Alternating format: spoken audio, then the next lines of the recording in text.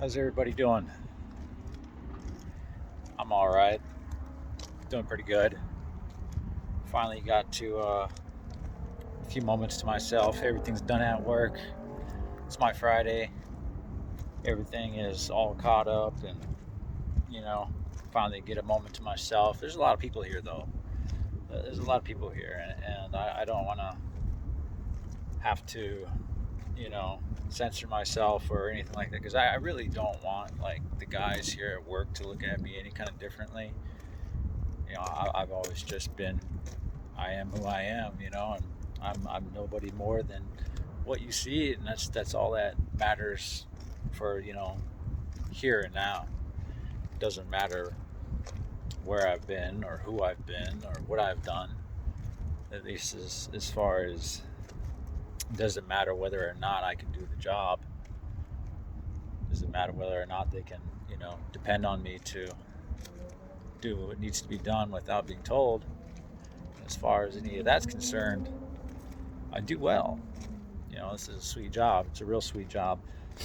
But yeah, some of the guys here, they are aware. They are aware that they did eventually end up finding, some of the videos that are out there on TikTok and even here on YouTube and stuff.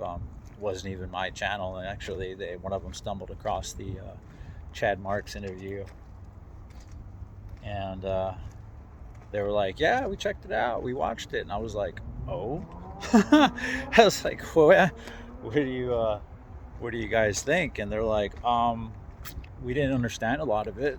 They're like, "We're gonna need like a translator on half of it because they don't know what." If I said something like I did that off the strength of GP or something like that, or yeah, he went up top, he had to get checked in, that paperwork was hot and stuff, we're just speaking all this different lingo and stuff. And, these guys, they're not squares, they live life just like the rest of us, but they're obviously not well versed in some aspects of, especially the circles that I myself and people that enjoy this kind of content are used to frequenting. But yeah, but yeah, it's cool. It is what it is. I'm obviously in for a penny, in for a pound, right? If you're gonna step out there in any kind of public capacity, you have to be able to um, take accountability for who you are and what you stand for and the things you support and all that stuff. And you got to be really secure, I believe, as a person. You got to be really secure as a man to be able to do that successfully, because there's a lot of things out there. There's a lot of people out there that are going to question you. They're going to take their shots. They're going to make you try to make you doubt, and a lot of that is just it is what it is. It comes with the territory. But yeah, it is story time. I guess that's what we could call it. uh, I wanted to talk about somebody that it was kind of there in the beginning, the very beginning of my bid, state prison, and I was there at the end for him, right? And his, I guess you could say, convict career. He was there at the beginning of mine, and he had a very large role in how I would carry myself and how I would conduct myself and what I was, basically overall prepared to take on. He gave me a really good idea of what was ahead of me. And for that, I always looked fondly back on him. But, two completely separate paths that from time to time were able to cross. But his name was Caveman, and he was a Sureño. Now, I don't really know the where and the when of his story, but I do know that I met him in our state prison here in our max security. And the way I met him, and like first off, Caveman is called Caveman because he is completely covered head to fucking toe in tattoos. And I mean literally every single patch of skin he has is covered in ink. His fucking eyelids, the insides of his ears, all the way up to the fucking chocolate starfish. Like, he's got no whites around that. It's just all the way. I didn't check for myself, mind you, but this is what he was very proud of this, and he said he does not have 1 inch of his skin that is not covered. And I mean, the soles of his feet, the palms, everything. And you know, like even though this dude was completely drenched in fucking ink, you could still tell he had like a bandana with an eagle on the front of it on his head, right? And he had, you know, like all these different Aztec signs all over his face and stuff, and like his whole beard, everything. And he was super stocky, big, yoked out motherfucker. I don't know if he was his race was a complete mystery to all of us because he was so covered in ink, we couldn't tell. I'm pretty sure he was like at least half white or something like that. And I even want to say that he might be out of like Washington or something like that, but he had some life sentences. He caught a bunch of life sentences, some in state, some in federal. But yeah, he I met him in state prison.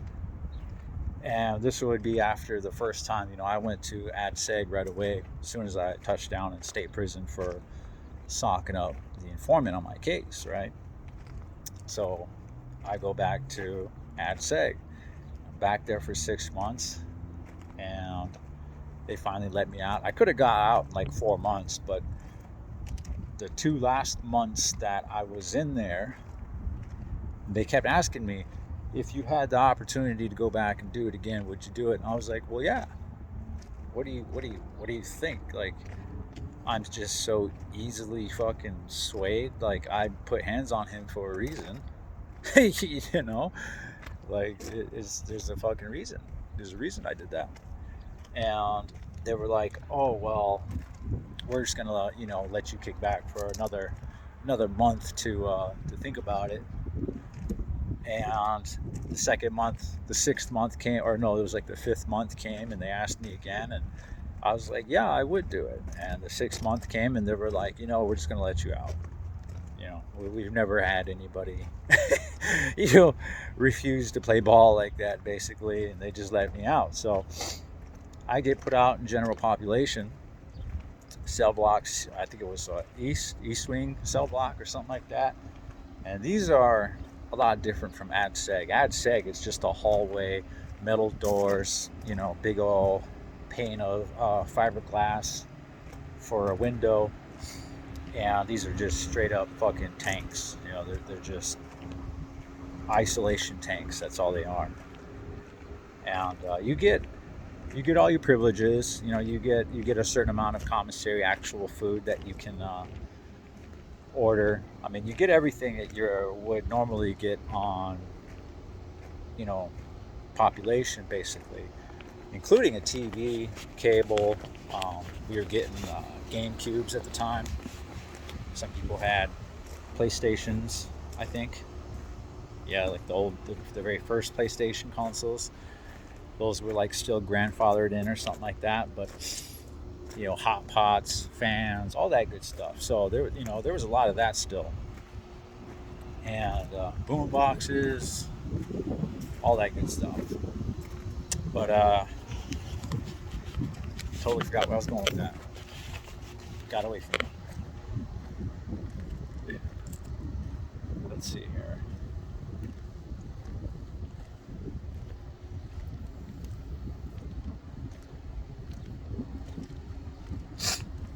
Well, yeah. So, anyways, so I get put on the cell block, and so it's all open bars, right?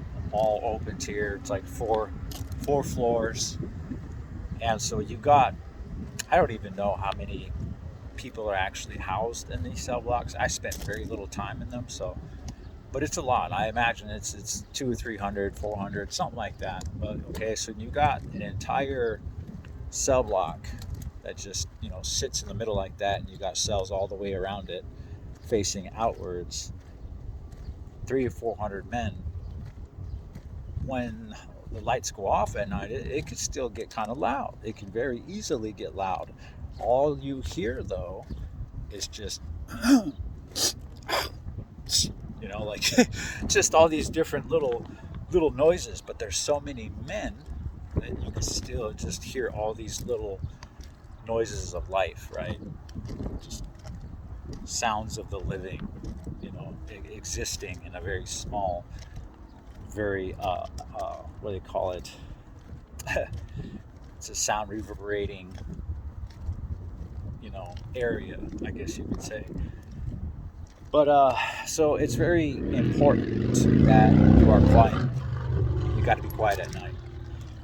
And I didn't know that. You know, I guess that's just kind of common sense to everybody. And nobody gave me the rundown. But you know, I've never been confronted for what I got confronted for either. But earlier that day, my boy Ryan Mountain, he gave me a pen because I just got out to shoot.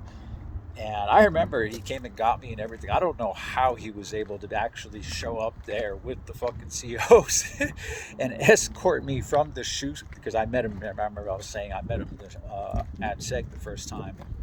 So we got along real well, and he was very tight. He got out before me, and so the fact that he was waiting at the gate for me, like I was getting out of jail, and you know, you got a friend that's bailing you out, you know, and they're gonna walk out with. That's literally what it felt like. I felt like I was getting out of the slammer, and he posted my bond or something. That's exactly what it felt like. But so yeah, we hit the yard, and he's like, "Bam, I got here something for you." He goes, "You know, fucking everything you need is inside the pen. You know, blah blah blah blah. You know, enjoy yourself tonight after the lights go off. You know, the cops are gonna go by. They're gonna do a quick count." And he goes, "And then you'll know." And I'm like, "What do you mean I'll know?" He's like, "Just trust me." He's like, "You'll know." And I'm like, "Okay, whatever." So, you know, we kick it through the whole day and stuff. And finally, we lock down for the night. And I'm sitting there with the pen. And we're waiting. And sure enough, the cops that go by, they do a quick count. And then I just hear and smell like a fucking 200 sockets getting popped. Like everybody starts sparking up their cigarettes and their fucking, you know, their joints and all that stuff, right? And it's all you smell is just smoke and, you know, something burning, you know, whatever. There's so many different ways to create flame, so long as you either got a working socket, batteries, you know, there's you know, you got pencil, lead, tissue, fucking paper clips, staples, like anything, all that stuff will work. And so I take the pen apart, and that's exactly, he's got like some strips of wire in there, and all I had to do was just, you know, thread them through some pieces of toilet paper, pull out a socket, you know, your lamp or your TV socket, so just the two prongs are sitting there, and you just drop the wire between the two, and it explodes. And because it's hanging on a piece of tissue, it immediately lights on fire. So there's a fat joint in there for me, a fat weed joint. So I'm like, oh hell yes, you are a lifesaver. Fuck yeah. You know, weed was always my thing. It has always been my go-to ever since I was 8 years old. And to be honest, I've never had any issues with it. It's never got me into any legal trouble ever. Doesn't make me go out there and do any crazy shit either. But you know, it is what it is. But yeah, so I was like super fucking grateful. I had a fat ass weed joint, like a real world size fucking weed joint to myself, fresh out the slammer. And I'm like, cool. And I got a TV, you know, I found the channel with America's Funniest Home Videos on it. Like, this was going to be a good night. So I popped a socket, I sparked a joint, and I smoked the whole thing down. And I'm sitting there and I'm watching America's Funniest Home Videos. And I'm laughing, I'm fucking dying, like I'm just rolling. I'm dead from laughter. This shit was just hilarious.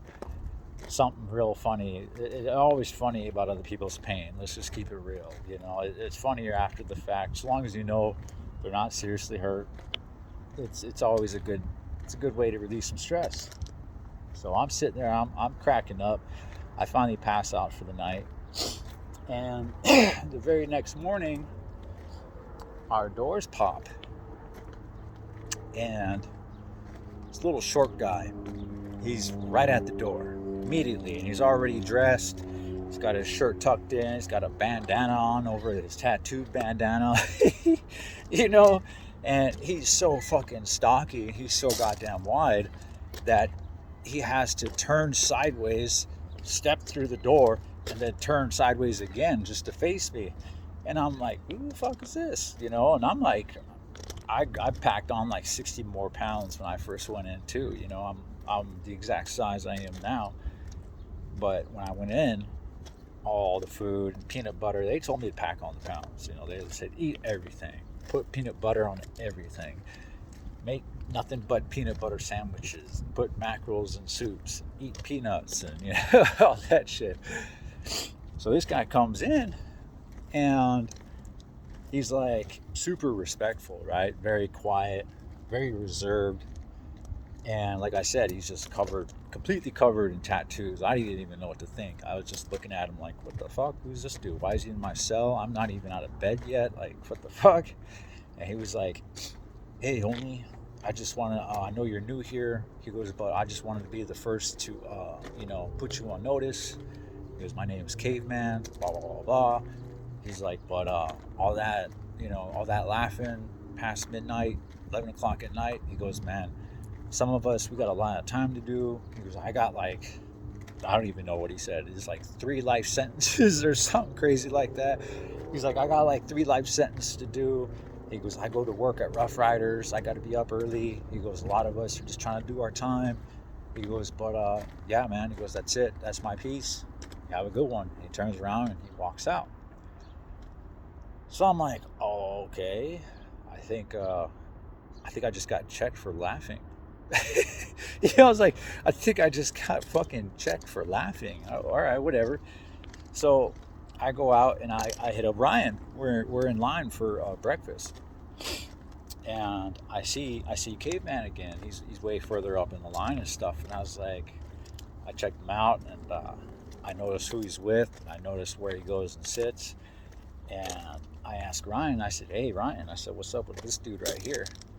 And he's like, he looks over and he was like, oh, Caveman? I said, yeah. I said, who is that guy? And he's like, oh, yeah. He's like, oh, he was, he goes, yeah, it's just some lifer, dude. He's like a fucking stone cold killer, man. He'll like fucking, he'll just stab you up and like won't even think twice. And I'm like, oh, really? And he's like, yeah, why?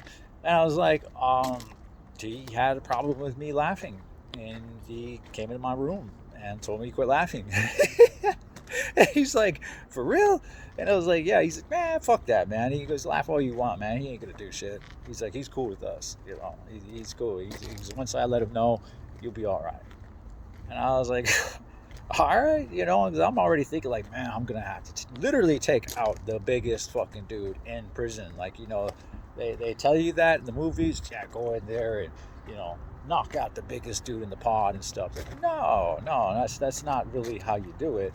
And I definitely didn't want to have to, but I was really actually having to think about smacking the biggest dude in the goddamn pod. Like, goddamn. So, anyways, he ends up fucking up, and he goes back to SMU. Because, like, I found out right away that the way our state prison did it, they put all of us, like, high-profile inmates on a contract that would just pretty much allow them to put us in ad seg, just at will for whatever reasons that they deem. It was just a short leash for those of us that were a little bit more volatile in nature, and coming in, knocking somebody's teeth out and fracturing their transorbital is a good way to get yourself put on that list. So yeah, Caveman, he was accused of all types of shit from like extortion, and that's mainly, I think that was mainly their bag out there. They were just extorting a lot of people out there, but he could still do that. He could still do that from the chute. That was never an issue for any of them. That was very easily done. And I do remember him bringing back about a good $200 or $300 in commissary to him like once a week when we were in ad seg, where we're only allowed $200 or $300 throughout the whole fucking month. So I don't know, to each their own. It's all good, but they all ended up finding out. I mean, it was very widely and publicly known that I was being indicted while I was in state prison for state charges. So one of the guys that was there before me, who got the ringleader charge in our case, he was moving real stupid. He was calling me while he was in prison. He was having me send him, drop $1,000 here and $1,000 there, and this and that. Put 10,000 in his Evo and all this other shit, his Lancer Evo. And I didn't know that he was having these conversations in front of people, trying to make it look like he was still running shit from inside, when it was actually me that was out there, handling everything. So he ended up getting himself extorted, and he got himself extorted to the point where he had to employ people to put a stop to it. And they were extorting him. They were previously extorting him. So when I rolled up, and right away, I'm already like kind of aligned with them through my, ties with Ryan and Native Nation, and just, it's a small circle in there of certain caliber of convicts, I guess you could say. And so he runs, it kind of sidles up to me one day, and he's like, "You know this guy?" He's like, "You were cool with him?" And I'm like, "Man, I was getting money with him." I was like, "Yeah, I'm aware. I'm aware that you guys are making him buy you new shoes and new TVs and all that shit." And he's like, "Man, he's like, he doesn't strike you as the type of person that would, have that kind of pull." And I'm like, "He doesn't. He doesn't, not really." He goes, "No, we didn't think so." Makes a little more sense now. Now that we know that it was you out there. I was like, "Yeah, but it is what it is." He did have the resources, and he did have the wherewithal to put me in charge at the very least. I kind of feel like we are all a victim of our own success with that, but whole different story. So I get to a point where I'm talking with Caveman, and that's kind of how we ended up talking, with the fact that he was extorting the ringleader of my case. And he knows that, I got a lot of time coming, and I'm in ad seg again. I ended up going on another mission, and I violated my contract. So, like I said, once you violate your contract, you're getting put in for just as long as your first time through, which was going to be 6 months for me right off the gate. Right out the gate, I got to do 6 months in ad seg now. And so we're all down there, and we're all kind of regulars out at rec and stuff. And I got moved to the west side of ad seg, where it was open bars, and that's where him and what the hell was his name, Victor. There's another Sureño out there. They had a good handful of them out there that were they were definitely crazy. They were down ass fools, as they say, right? There were some good homies though. They're dangerous. They are dangerous. But you keep them where you can manage them, and you won't have any issues. But they knew, like I said, that I had a lot of time to do, and I wasn't really concerned with doing all the whole working out thing and stuff. And I had health problems. I had a heart issue that I was working through, and that was drug related and stuff. And Caveman, he was talking to me about it one day out in the dog kennels. He's like, man, you don't want to do some burpees or nothing like that, some push-ups or anything? And I was like, I'm not really worried about that. I got heart. I can fight. He's like, it's not always about, heart, homie. Because everybody knows how to fight. Everybody's got some heart. And he goes, it's not always going to be, it's going to be life or death sometimes, man. He goes, you got to understand that. I was like, yeah. He's like, yeah. He goes, you're going to want to know, man. He goes, you're going to want to know that you can go the distance. He goes, you can go harder and stronger and faster than anyone else.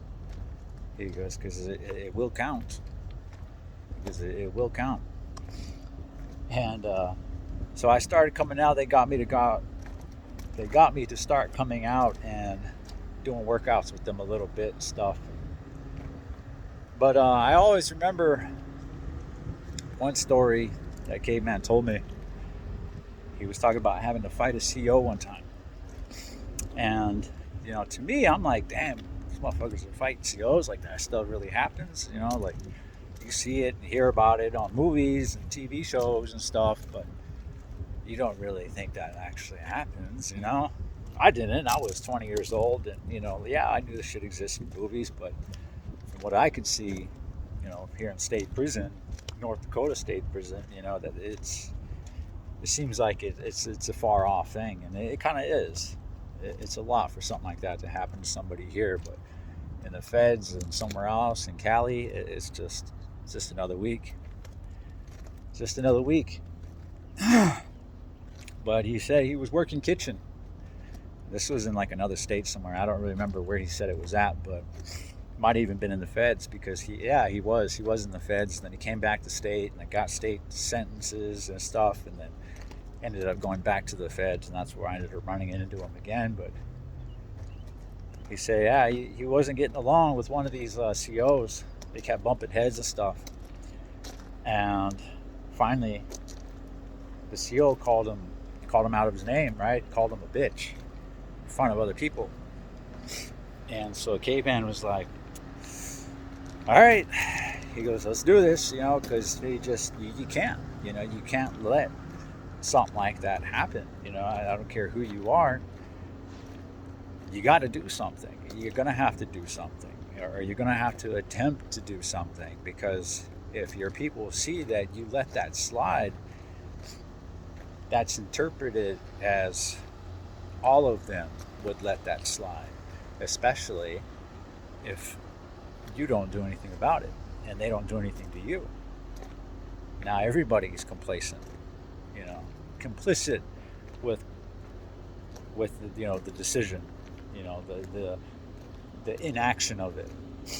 So he already knew what time it was, and I want to say they were like in Florence or something like that, because I know he was there at one point in time.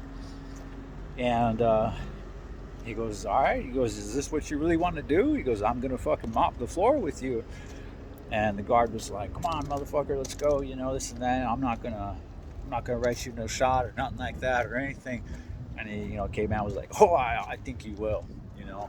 And Caveman is super fucking, the dude had like 23, 24-inch arms, and his calves were like just as big as his biceps were.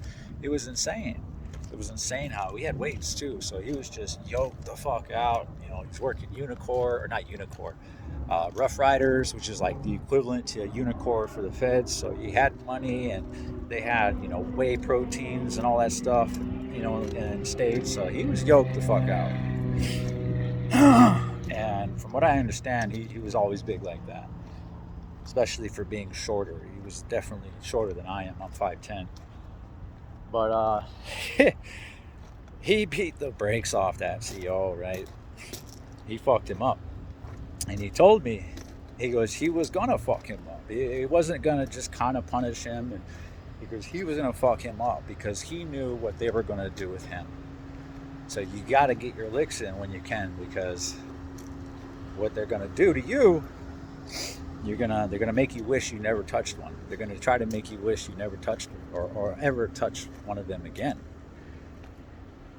And so they, he fucked that CO up, and they came in and they roughed him up and they took him down, and they cuffed him up and they took him to the shoe and they put him in this room by himself, just a mat on the floor. And he said he was in there for a little bit, and he goes, about after a little while, he said about 5 or 6 of them all came in, and they all had like, their SWAT gear and stuff on and everything. They had gloves on, like tactical gloves and shit. And when they came in, he said they had a helmet, like literally just some fucking motorcycle helmet. And they offered it to him, right? They just held it out to him, and he looks at it. He's like, "What the fuck is that?" And they're like, "It's for you." He's like, he jumped up on his feet and he squared up. He's like, "Man, fuck you motherfuckers, man. Fucking, yeah, fucking bitch, this and that, and blah, blah, blah, blah, blah." And they're like, "All right, cool." So they throw the helmet to the side, and they said they fucked him up. He said they fucked him up bad. He said I think he bruised his jaw, broke a couple of his ribs, broke one of his fingers. Like they fucked him up. They let him heal up for about a month. He goes, then they came in again. He goes, nothing was said. They're all just standing there. So they got the helmet again. They hold it up. And he gets up and he's like, "Man, fuck that motherfucker." He starts going off again. So they just start whooping him again. Socked them all up. Left them in a fucking heap. And they let him heal up again. Finally he goes, on that third fucking time, they came in. And he's like, they held that helmet up, and he got up and he's like, yeah, let me get that real quick. He fucking put that motherfucker on, and they whooped his ass again, but at least he had the helmet on. And that was the last time. That was the last time that they attacked him for that. He goes, but you best believe I took that fucking helmet. And I was like, damn. But, you hear some shit like that, and you thinking to yourself, you automatically, you put yourself in that position, and you're like, would I have the balls, the gall, or the audacity? Could I do any of that? And a lot of times you don't. I didn't. I didn't think I would or I could. I think I'd definitely fight a CO. I've definitely been willing to fight a CO, sock them up. There've been a couple close calls where we would have had to, but getting jumped by a group of that's like my biggest fear. Because I can handle a one-on-one, hell, even most one-on-twos, but more than that, they're trying to kill you. They're trying to hurt you. You can't block everything. You can't fucking soften every fucking blow. Not that many coming. You're just gonna start taking damage, and you're not gonna, any kind of tactics and techniques and training, all that shit. It only does so much. It catches some of it. It doesn't catch everything. At a certain point, you're outnumbered. You're outgunned. You're overpowered. Can't breathe. You get socked in the back and the ribs so many times, you just can't breathe. You can't catch a breath. Shit's terrible. But yeah, so Caveman, he was there in the beginning for me. He was kind of integral to give me an idea of what to expect in my near future. And especially because he was one of the first people to let me know what the natives are like. And he said, "Man, you guys go hard." He's like, "I won't lie." He said, "You guys go hard." He goes, "The homies go harder." And I was like, "Oh, of course they do." I wasn't going to dispute him on that. He's like, "What you guys do?" He goes, "You guys drive a hard bargain on your guys' selves." He goes, "We all do." But man, Caveman got me working out, kind of mentally fortified me. Some of the extremes that I would have to be prepared to take, kind of got me into that militant like lifestyle, that mentality that there's always going to be somebody you're going to have to answer to. And there was always somebody that we had to answer to. But I would end up parting ways with him for a while, and I would meet up with him again in Atwater, California, my first USP. By then I had already, moved around a couple times, and I ran into him on the yard one day, and he had the yard for the Sureños over in Cali. And that just kind of like, it basically, validated exactly what I thought of the guy, right? Like, wow, just as soon as he got here, they handed him the keys to the yard. Like, this dude he's been through it all. He's done it all. He was somebody that I thought I wanted to know, somebody that I wanted to be able to say, yeah, I know that guy. Me and him go way back. We're cool. He recognized me. I came walking up. He was doing burpees on the basketball court. He had his little towel sitting out and stuff, and he'd do his little burpee, and then he'd come up and do his little knee raises. And he looked over at me, and he's like, pointed his finger at me. He's like, I know you. He goes, I know you from somewhere. And I smiled, and I was like, how you been, man? And he goes like, you're Ryan's friend. He goes, Mountain's friend, huh? I said, yeah, I am, from state prison, Ad Seg. And he's like, yeah. He's like, how you been? I was like, I've been good, man. He's like, yeah, you finally made it to the big leagues, huh? I was like, yeah, I did. He goes, how'd you do that? And I was like, I said, I tried to do a hostile takeover on a fucking soft ass FCI. I said, they kited me off the yard. He goes, yeah, the fucking kites, man. He goes, they'll get you. He said, they'll paper shank you with a quickness. It's like, yeah, they got me good. I said, they got me real good, man. I said, I don't even have USP points, and I'm sitting here. And he's like, oof. He goes, that'll change. He said, give it time, that'll change. I was like, how you been, And he was like, I've been good. And we're sitting there for a little bit, and he sat down, and he kind of like literally just kind of like deflated in front of me. And he looked over up at me, and he's like, I'm just tired, man. I'm just tired of it all. He's looking around, and he's, we're all just kind of taking it in, just sitting there in the middle of the fucking yard on a middle of July, blazing out. You could hear all the different sounds and all the yelling and laughing and joking, radios, metal clattering, people walking, shoes scuffing and shit. They're just kind of taking it all in. He's like, I'm tired, man. I'm getting too old for this shit. He's like, and he looked up at me, and I'm looking down at him, and he's looking up at me. He's like, nah, you're not there yet. He goes, you don't know what I'm talking about. And I didn't. But I understood that he was, he was kind of hinting at something right now. And I suspected I knew what it was, but, it's like, why? How? You're like so deeply entrenched in the highest fucking calibers of gangbanging this.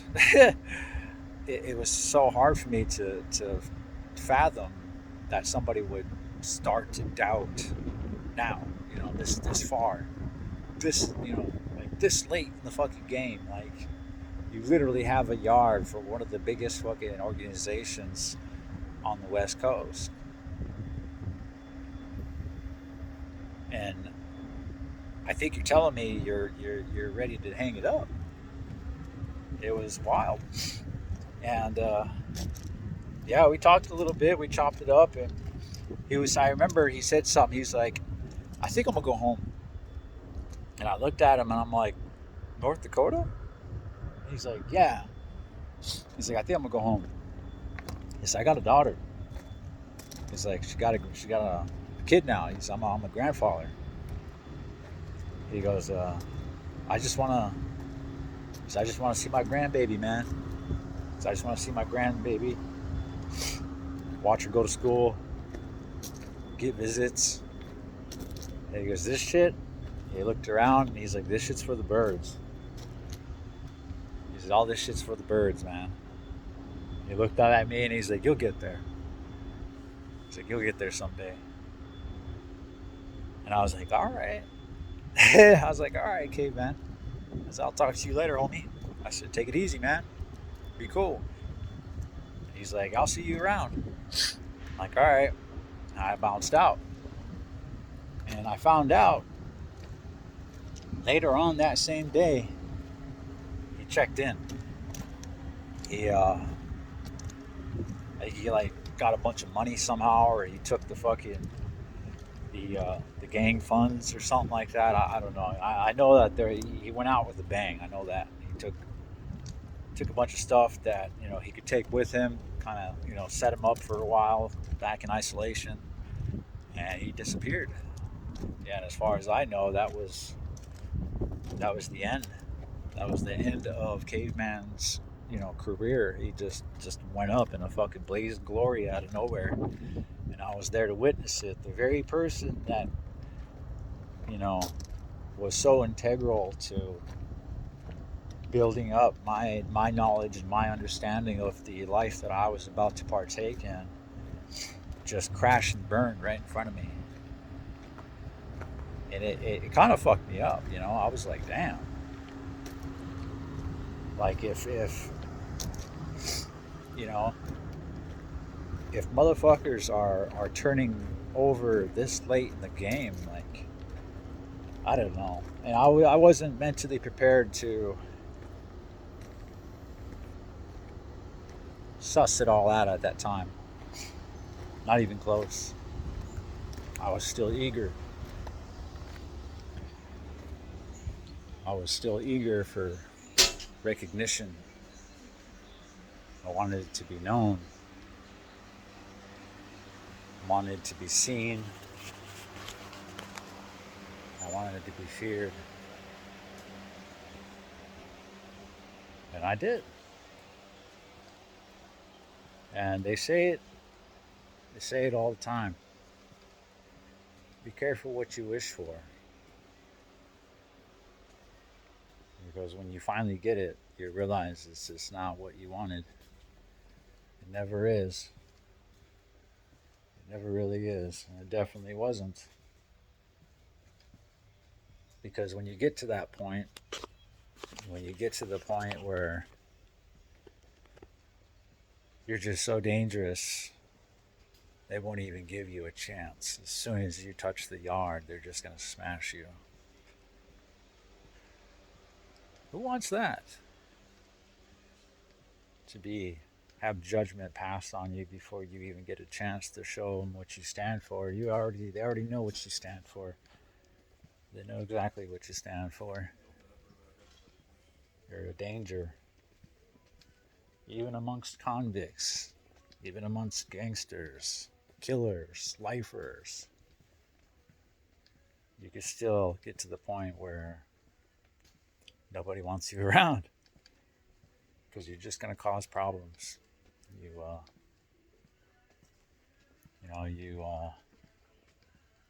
What's the word? You draw too tight of a line, hold a hard line, something like that. Something to do with lines. But yeah, just crazy.